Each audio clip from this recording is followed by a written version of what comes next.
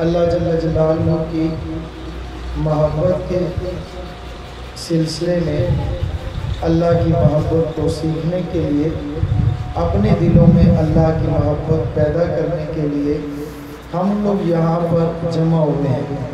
نہ جانے پوری مجلس اور پوری محفل میں کسی ایک اللہ والے کی محبت کی برکت سے اللہ پاک ہمیں بھی اپنی محبت نصیب فرما دے، اور جس کو اللہ تعالیٰ اپنی محبت نصیب فرما دیتے ہیں اس کے لیے یہ جہان بھی جنت بن جاتا ہے اور آخرت بھی جنت بن جاتی ہے۔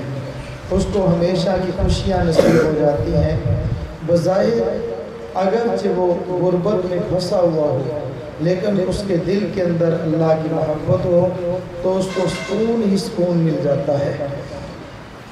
میں نے آپ حضرات کے سامنے ایک آیت کریمہ کا تھوڑا سا حصہ تلاوت کیا ہے۔ عرض کرنے کا مقصد یہ ہے کہ اللہ رب العزت نے ہمیں لاکھوں کروڑوں نعمتوں سے نوازا ہے۔ اللہ رب العزت نے کتنی ہمیں نعمتیں عطا فرمائی ہیں، اتنی نعمتیں اور اتنی بڑی نعمتیں عطا فرمائی ہیں، میں اور آپ اس کا اندازہ بھی نہیں کر سکتے۔ صرف سمجھانے کے لیے یا تذکرے کے لیے، استحضار کے لیے میں عرض کرتا ہوں، آج اس دور کے اندر، اس زمانے کے ایک غریب سے غریب آدمی کے پاس وہ نعمت موجود ہے جو گزشتہ بادشاہوں کو بھی اللہ نے عطا نہیں فرمائی تھی۔ اگر دنیا داری کے حساب سے بھی سوچا جائے، مثلا ایک بادشاہ، اس کو 10 آدمی سونے کے وقت اپنے ہاتھوں میں پنکھا لے کر، ایک بادشاہ کو 10 بندے مل کر اتنی ہوا نہیں دے سکتے تھے جتنی آج ایک غریب کو ایک پنکھا ہوا دے رہا ہے۔